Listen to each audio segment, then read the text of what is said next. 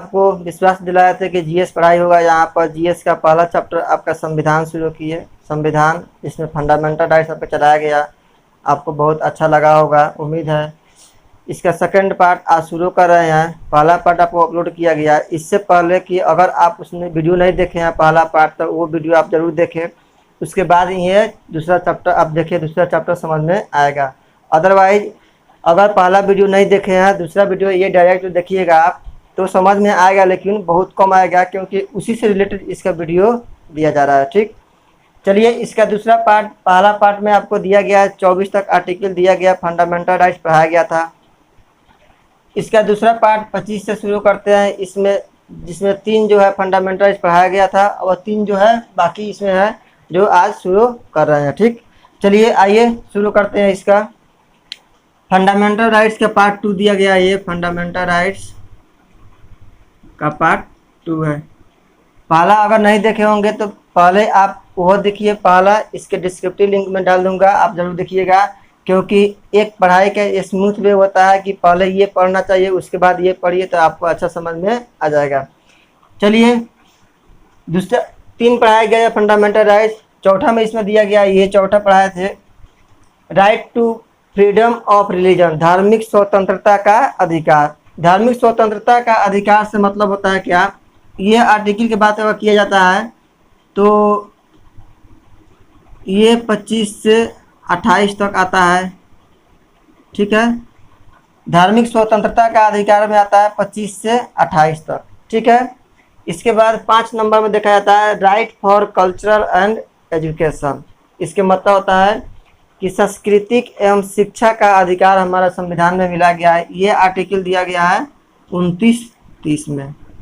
आप हिंदी और इंग्लिश में समझे, हिंदी में इसको लिख सकते हैं आप, सांस्कृतिक एवं शिक्षा का अधिकार, ये दिया गया है 29-30 में। ठीक, इसके बाद एक आता है राइट टू कॉन्स्टिट्यूशन रेमेडी आता है, यहाँ पर रेमेडी छूट गया है। ये अधिकार आपको दिया गया है आर्टिकल 32 में। पहले ये समझते हैं, यहाँ पर 29 से 30 है, यहाँ 32 है, 31 इसमें है, तो आप पूछेंगे 31 कहाँ गया, तो इसके बारे में डिटेल में चर्चा करने वाले हैं। तो पहले ये समझते हैं कि ये आर्टिकल होता क्या है। तो 4 नंबर दिया गया है धार्मिक शोषण के विरुद्ध अधिकार, अर्थात 25 से 28 में दिया गया है कि अगर कोई व्यक्ति भारतवर्ष के कोई व्यक्ति है, भारत में रह रहा है, तो उसको यह अधिकार दिया गया है, कुछ धार्मिक अपन शोषण होगा कि धार्मिक शोषण पर कोई व्यक्ति आपको जबरन नहीं कह सकता है कि ये मत करो वो मत करो।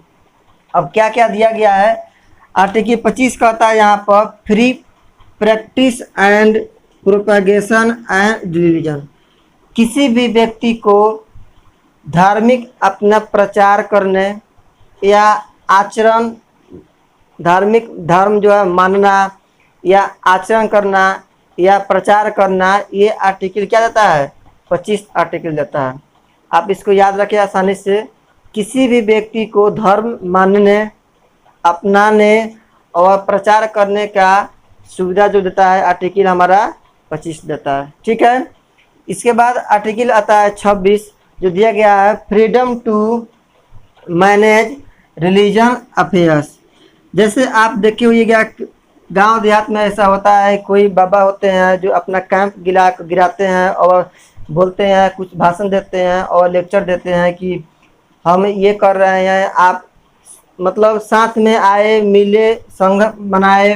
नहीं होता है, बहुत लोग होता है अपना धर्म जो है प्रचार भी करता है और इसके साथ कोई कैंप गिराता है, पूजा कराता है, पूजा पाठ कराता है। ये भी हमारे संविधान के अनुसार आर्टिकल 27 में दिया गया है, 26 आर्टिकल में दिया गया है कि अपना धर्म को जो है कहीं भी रह को पूजा पाठ कर सकते हैं। जैसे आप देखिएगा दशहरा नज़दीक आ रहा है, वो उसमें कहीं भी मूर्ति पूजा, किसी भी पूजा वूजा का छूट जो है इसी आर्टिकल के अनुसार आपको मिलता है। ठीक है, आर्टिकल 27 में आता है क्या, फ्री टेक्सेस रिलीजियस और कल्चर।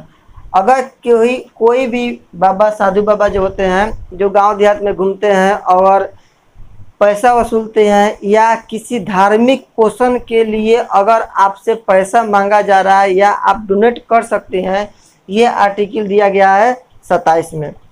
जैसे कि हाल ही में आप करंट न्यूज में आप देखे होइएगा, यूपी में आपका राम मंदिर जो बन रहा है, तो उसमें सरकार के द्वारा कहा गया खुशी से आप जो डोनेट करना चाहते हैं वो डोनेट कर सकते हैं।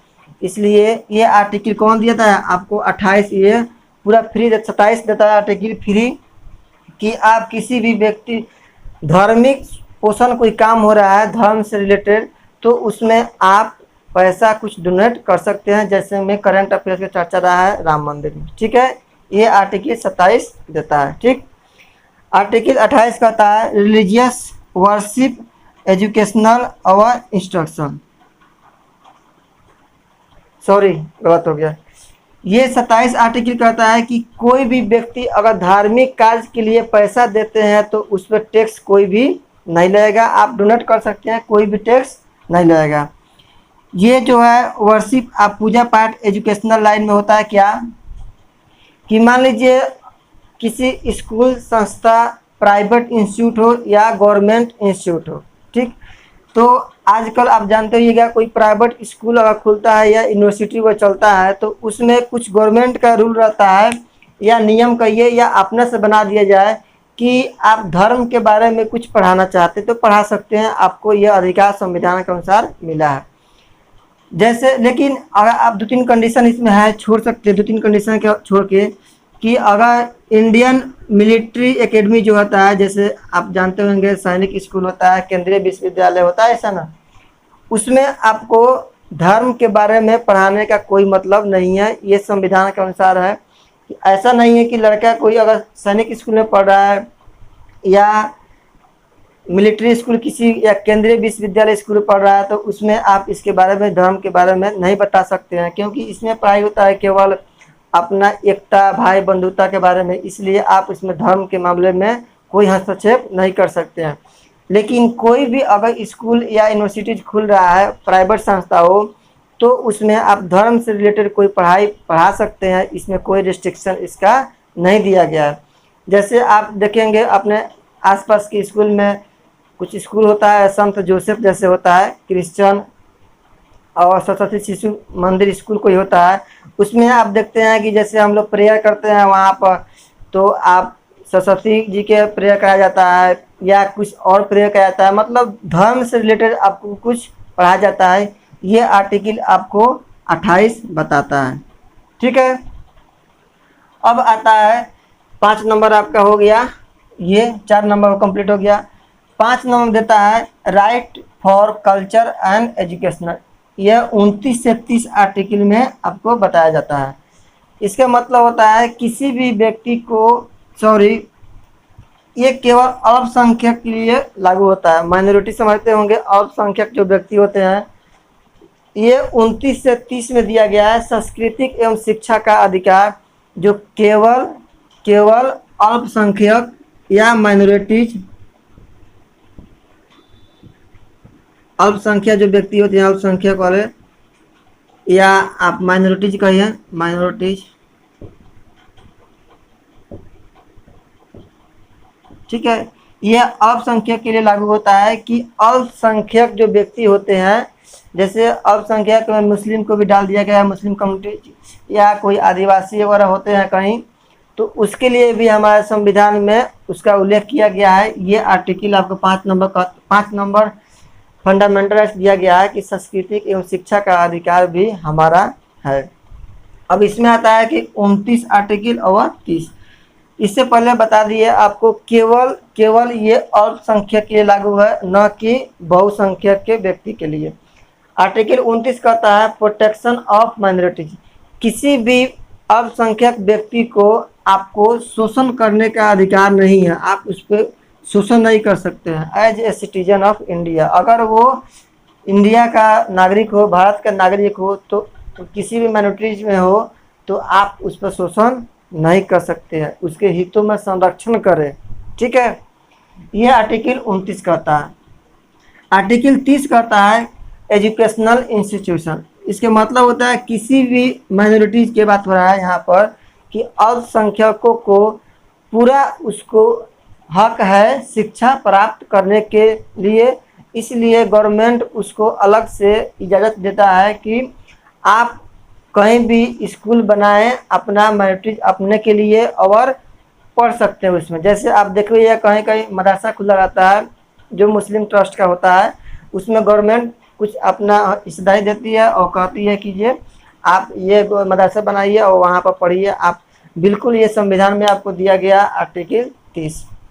इससे पहले आप यहाँ पर थोड़ा आर्टिकल 25 में देखिए, ये जो बताए हैं कि धर्म का आचरण पोषण पालन जो इसमें होता है आपको प्रचार करने का अधिकार 25 देता है। इसी में देता है आपको कि कोई भी पंजाबी सिख जो होते हैं पगड़ी लगाए जाते हैं, माथा पर पगड़ी लगाते हैं, उनको यह अधिकार है कि वो अपना धर्म का पालन कर रहे हैं। इसलिए कि अगर पगड़ी पहनकर अगर वो बाइक वगैरह चला रहे हैं तो पुलिस उन पर नहीं पूछती है कि आप हेलमेट क्यों नहीं पहने हैं, क्योंकि वो अपना धर्म का पालन कर रहे हैं। इसलिए वो पगड़ी लगाकर जा सकते हैं और उससे कोई भी गवर्नमेंट या पुलिस कुछ भी उनको मना नहीं कर सकती है कि आप हेलमेट क्यों नहीं पहने हैं। ऐसा कुछ बात नहीं है, क्योंकि वो अपना धर्म का पालन कर रहे हैं। ठीक, अब आ गया आर्टिकल 30, तो अब कंप्लीट हो गया। आर्टिकल 1 आता है ये फंडामेंटल राइट्स में। अब छठा पार्ट आता है राइट टू कॉन्स्टिट्यूशन रेमेडी। मतलब बताए थे कल आर्टिकल 32 है ये, जो ये प्रावधान करता है संविधान के उपचारों का संरक्षण। अब इसमें क्या है, आर्टिकल 32 ध्यान से पढ़िएगा। आर्टिकल 32 एक ऐसा आर्टिकल है जो आप जितना भी अभी तक फंडामेंटल राइट्स मौलिक अधिकार पढ़े उसमें किसी प्रकार को किसी तरह से किसी व्यक्ति द्वारा हनन किया जाता है तो आर्टिकल 32 यही कहता है कि इसको आप लेके सुप्रीम कोर्ट डायरेक्ट जा सकते हैं। कोई भी व्यक्ति का अगर मौलिक अधिकार हनन होता है, वायलेशन होता है, तो आर्टिकल 32 लेकर डायरेक्ट वह सुप्रीम कोर्ट जा सकता है और वहाँ पर कुछ रिट होता है, रिट जारी कर सकता है, या आर्टिकल 226 भी लेकर वह हाई कोर्ट जा सकता है। बात समझ में आ रहा होगा।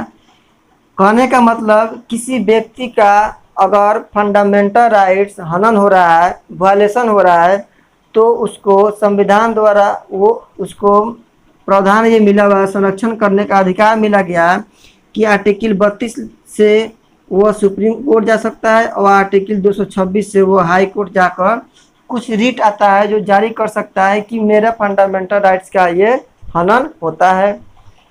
इससे पहले एक और पॉइंट ध्यान रखिए, आपको कल बताए थे कि फंडामेंटल राइट्स को भीमराव अंबेडकर ने इसको संविधान की आत्मा कहा है। एक्चुअली में बात यही है कि जो ये 32 जो आर्टिकल है ना, ये पूरे हमारे फंडामेंटल राइट्स को ये संरक्षण करता है। यही इसी के माध्यम से आप सुप्रीम कोर्ट जाते हैं।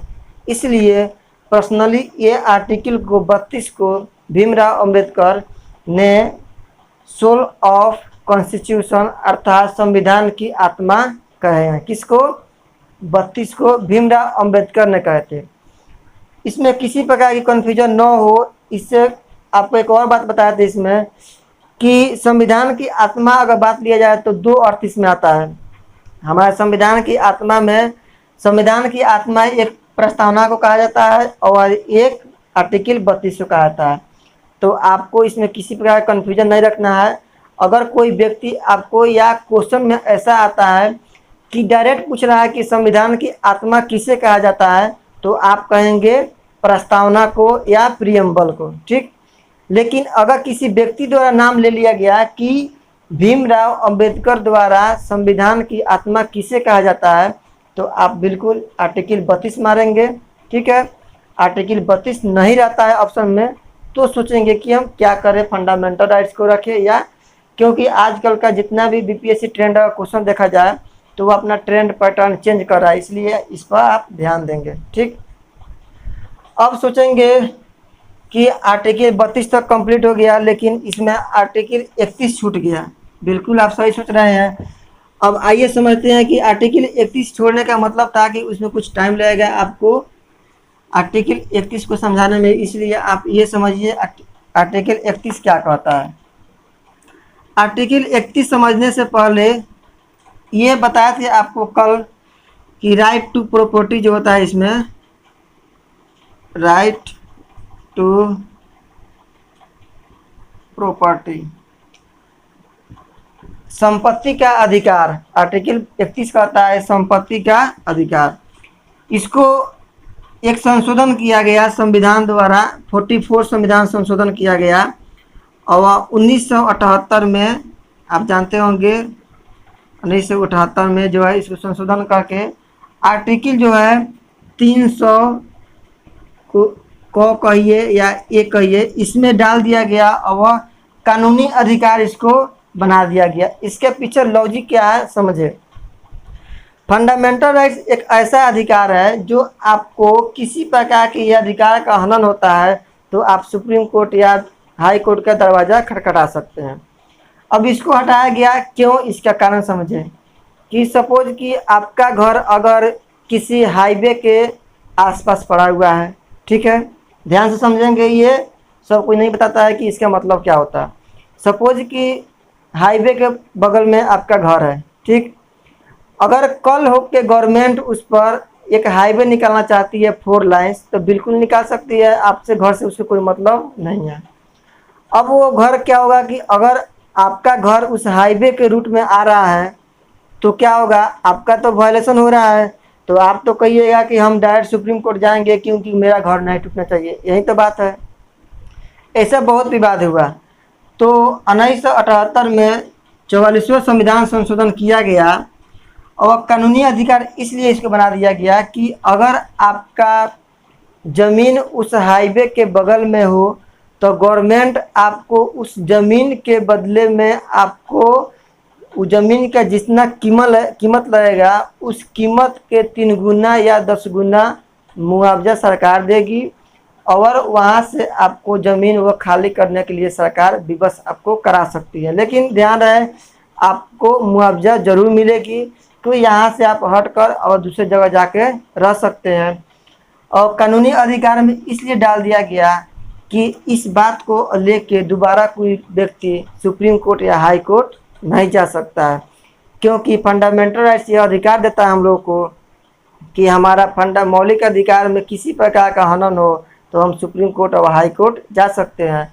लेकिन ये जब संशोधन कर दिया गया तो आप ज़मीन के मामले में किसी भी हस्तक्षेप सुप्रीम कोर्ट या हाई कोर्ट नहीं जा सकते हैं। क्यों नहीं जा सकते हैं बता दिए आपको। अब होता है कि मुआवजा आपको बिल्कुल सरकार की तरफ से मुआवजा मिलती है या उस ज़मीन की कीमत जितनी होगी वो आज तक 3 गुने उसे मिलेगी आपको। ऐसे आप देखेंगे दिल्ली एनसीआर में तो ऐसा ही हाईवे के बगल में जितना भी लोग, बहुत लोग वहाँ पर मुआवजा लेके और इंतज़ार भी करता है कि हमको सरकार द्वारा मुआवजा मिल जाए, फ्री में अपना ऐशो आराम ज़िंदगी निकाल ले। ठीक, ऐसा हमारे दिल्ली में देखने को मिलता है, एनसीआर में देखिएगा।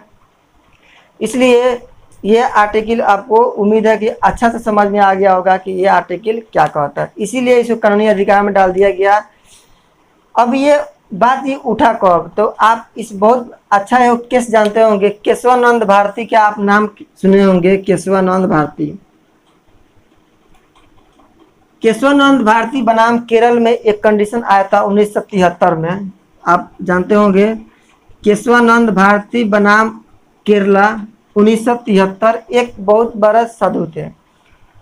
एक्चुअली में गवर्नमेंट कुछ फंड बनाना चाहती है, कुछ कंपनी बिठाना चाहती है केरला में उस समय 1973 में। तो केशवानंद एक व्यक्ति थे जो गवर्नमेंट का जो फैक्ट्री बनाना चाहती है उनका जो है उसका ज़मीन, जो केशवानंद का ज़मीन उस फैक्ट्री के अधीन आ जा रहा था। ठीक, अब केशवानंद भारती सोचे क्या कि मेरा तो फंडामेंटल राइट्स का वायलेशन हो रहा है, इसलिए वो केस किए और केस चल गया सुप्रीम कोर्ट। सुप्रीम कोर्ट में चले गए वो व्यक्ति और सुप्रीम कोर्ट से डिसीजन आके निकल आया। इसलिए 1978 में उसका क्या किया गया, वो अमेंडमेंट लगा कर 1978 में इस आर्टिकल को यहाँ से हटा दिया गया कि अदरवाइज कोई भी व्यक्ति सुप्रीम कोर्ट या हाई कोर्ट नहीं जा सकता इस आर्टिकल को। ठीक, अब ये आपका फंडामेंटल राइट्स यहाँ पर कंप्लीट हो गया। इसमें फंडामेंटल राइट्स से कंप्लीट हो गया, लेकिन फंडामेंटल राइट्स में कुछ अधिकार और भी दिया गया है। वो क्या क्या अधिकार है वो देखिए। जैसे आपको बताएं अभी कि सुप्रीम कोर्ट और हाई कोर्ट आर्टिकल 32 से सुप्रीम कोर्ट और आर्टिकल 226 से आप हाई कोर्ट डायरेक्ट जा सकते हैं। इसके द्वारा कुछ रिट जारी किया जाता है। रिट रीट्स जो है रीट्स जारी किया जाता है सुप्रीम कोर्ट और हाई कोर्ट द्वारा। सुप्रीम कोर्ट 32 से लेकर और हाई कोर्ट जो है 226 को लेकर कुछ रीट जारी किया जाता है। ठीक है, इस रीट में 5 प्रकार के रीट जारी करता है कि कोई व्यक्ति का फंडामेंटल राइट्स किसी भी हो तरह का हो तो इसके अनुसार कुछ जो है supreme court high court writ जारी करती है। वो रीट क्या है आप ध्यान से समझेंगे और रीट को बराबर याद रखेंगे क्योंकि कभी कभी इससे क्वेश्चन आ जाता है। 5 प्रकार के रीट जारी करती है हमारा सुप्रीम कोर्ट और हाई कोर्ट। लेकिन ध्यान देंगे सुप्रीम कोर्ट बड़ा होता है लेकिन अगर रीट जारी करने में देखा जाए तो रीट जारी सबसे ज़्यादा पावर रहता है हाई कोर्ट के पास। सुप्रीम कोर्ट के पास रीट जारी करने का पावर कम रहता है। ठीक है, इसमें किसी का कन्फ्यूजन नहीं रखना। रीट जारी करता है तो 5 प्रकार के रीट जारी करता है। इसमें पहला रीट जो है एक हैबियस कॉर्पस आता है।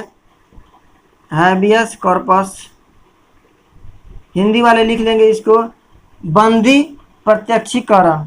ठीक है, बंदी प्रत्यक्षीकरण इसका मतलब होता है कि किसी भी व्यक्ति को, जैसे आप आर्टिकल 22 पढ़े होंगे, कल पढ़े थे इसके पिछला क्लास में फर्स्ट पार्ट में, कि किसी भी व्यक्ति को गिरफ्तार किया जा रहा है, अरेस्ट किया जा रहा है तो 24 घंटे के अंदर उसको नज़दीकी मजिस्ट्रेट के पास पेश किया जाता है। ठीक है, तो यही आर्टिकल आपको रीट जारी करता है, ये हैबियस कॉर्पस में दिखाया जाता है। ठीक, दूसरा नंबर रीट में दिया गया है मैंडेमस। MANDAMUS mandamus. इसका मतलब होता है क्या, हैबियस कॉर्पस हो गया, बंदी प्रत्यक्षीकरण, इसका मतलब होता है, इसका हिंदी भूल रहे हैं आप देख लीजिएगा हिंदी। मैंडेमस होता है एक जो, इसका मतलब होता है कि किसी भी सॉरी इसका नाम देख लीजिएगा हिंदी में क्या होता है मैंडेमस। इसका मतलब होता है कि सुप्रीम कोर्ट और हाई कोर्ट जो है एक आदेश देती है किसको, सरकारी कर्मचारी को, जितना भी गवर्नमेंट एम्प्लॉय है, तो सुप्रीम कोर्ट और हाई कोर्ट द्वारा आदेश दिया जाता है कि किसी भी सरकारी अधिकारी जो है वो अपना काम सही तरीक़ा से कर रहे हैं या नहीं। अगर कोई भी सरकारी कर्मचारी अगर अपना काम वो सही से नहीं कर रहे हैं, वो पद पर रह के, तो ये रीट जारी किया जाता है। कोई भी पब्लिक जारी कर सकता है किसी भी सरकारी स्टाफ के अलावा। ठीक, इसका हिंदी होता है परमादेश।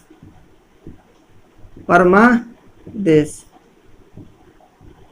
परमादेश मतलब होता है ये सुप्रीम कोर्ट और हाई कोर्ट आदेश देती है कि गवर्नमेंट एम्प्लॉय सरकारी कर्मचारी को वह अपना काम सही से करे, जिस पोस्ट पर है उसके अनुसार अपना काम सही से करे। ठीक, 2 हो गया। तीसरा होता है प्रोहिबिशन।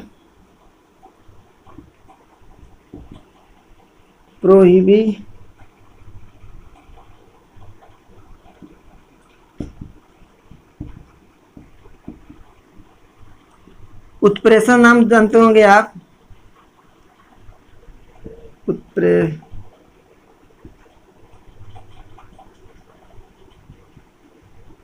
उत्प्रेषण इसका मतलब होता है, प्रोहिबिशन का मतलब कि सुप्रीम कोर्ट और हाई कोर्ट ये भी आदेश जारी करती है कि किसी भी कोई काम, अगर मान लीजिए जैसे सुप्रीम कोर्ट जो है, सुप्रीम कोर्ट आदेश देती है हाई कोर्ट को और हाई कोर्ट आदेश देती है हमेशा जिला कोर्ट को कि वह जो भी काम कर रहे हैं उनका दायरा होगा कि इसी दायरे में रह के आप काम करें, इससे आगे न जाए। बात समझ में आ गया। चौथा होता है एक प्रोहिबिशन हो गया। एक देखा जाए तो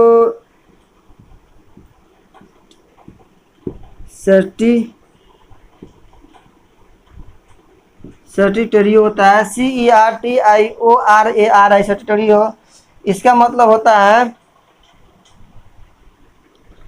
इसका हिंदी देख लीजिएगा, इसका मतलब होता है कि ये जो सुप्रीम कोर्ट और हाई कोर्ट जो है आदेश देता है डिस्ट्रिक्ट कोर्ट को, या सुप्रीम कोर्ट हाई कोर्ट को आदेश देती है कि इसी दायरा में रह के आप काम करें, तो कोई भी अगर सुप्रीम हाई कोर्ट या डिस्ट्रिक्ट कोर्ट अपने दायरे से अधिक काम कर लिया तो ये कहता है कि ये फाइल मेरे पास ट्रांसफ़र कर दे कि ये आपसे काम नहीं हो सकता है या आपसे अधिकार क्षेत्र से बाहर है, इसलिए तो उसको भी ये ट्रांसफ़र करके अपने पास मंगवा लेती है सुप्रीम कोर्ट कि ये कार्ड जो है मेरे पास भेज दे कि आपसे काम के क्षेत्र से बाहर है। ठीक, एक होता है क्या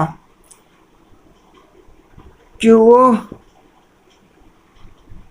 क्यूओ क्यूओ वारंटो,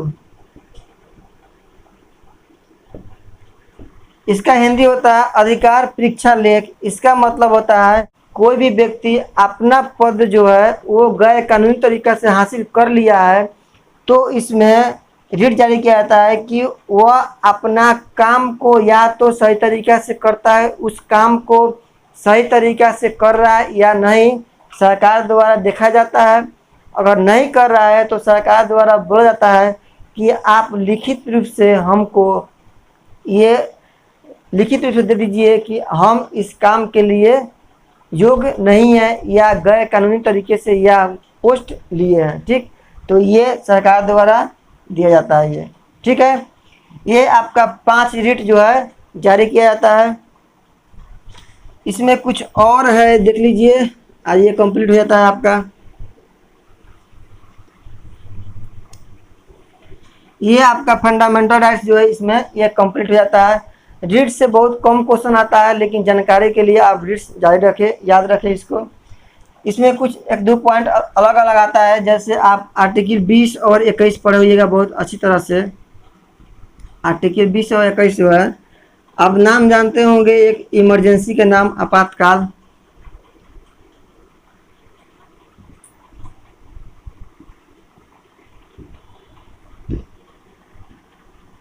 जानते होंगे। आपातकाल नेशनल इमरजेंसी लगता है आर्टिकल 352 के तहत।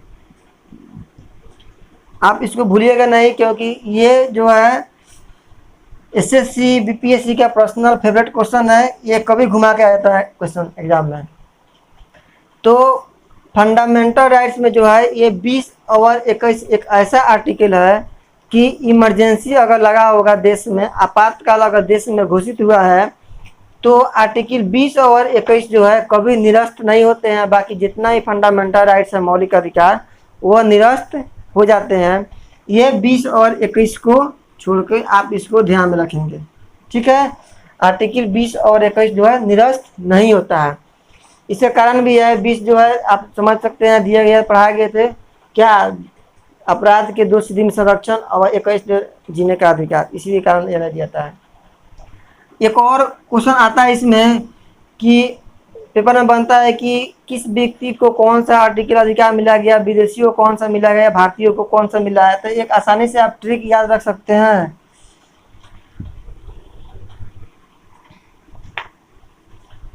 पंद्रह, 16, 19, 29,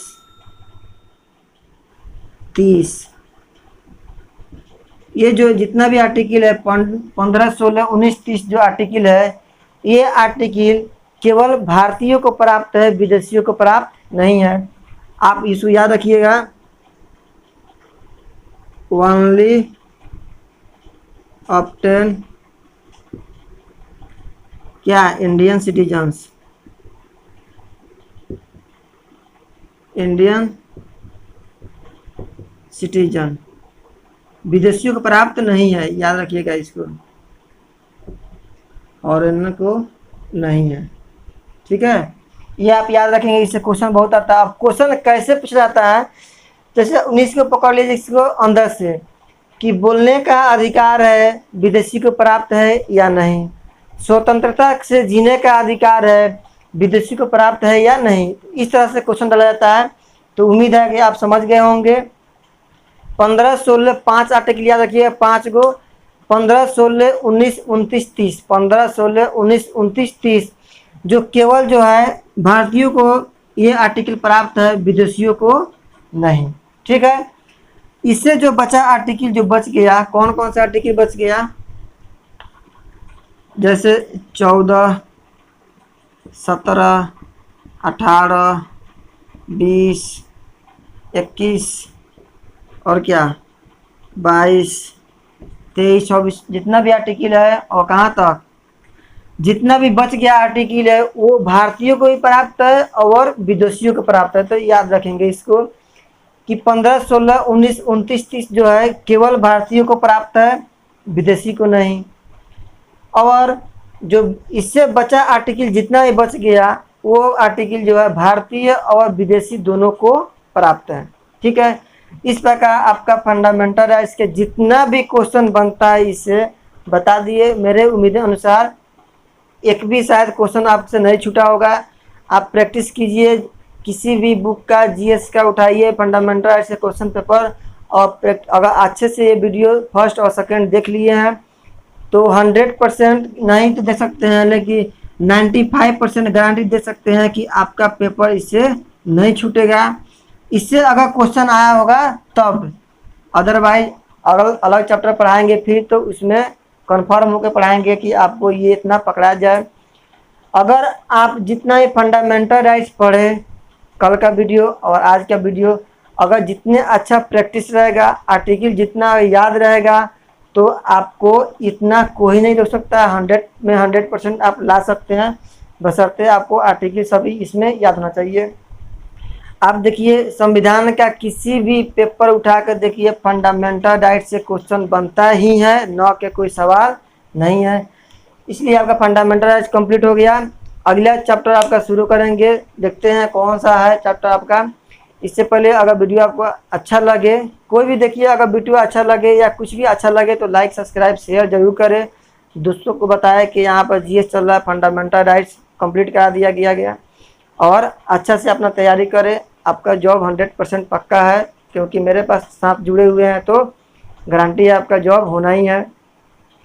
और ये जो वीडियो है, आप ऐसा नहीं है कि आप पढ़ रहे हैं तो अपने बस सीमित रखें, ऐसा नहीं है। जैसे स्टार्टिंग में वीडियो बता दिए थे हम कि आप पढ़े तो आप समाज में बताएं कि इसका असर क्या पड़ता है और इसको शेयर करें या समाज में फैलाएं, क्योंकि पढ़ने का मतलब होता है कि दूसरों को समझा देना। ऐसा नहीं कि पढ़ के हम खुद ग्रहण कर लिए, ऐसा नहीं होता है। आप पढ़ रहे हैं तो आप दूसरे को समझा दीजिए एज इट इज, तो आप समझिए कि हमको समझ में आ गया। ठीक है, तो वीडियो देखने के लिए बहुत बहुत धन्यवाद।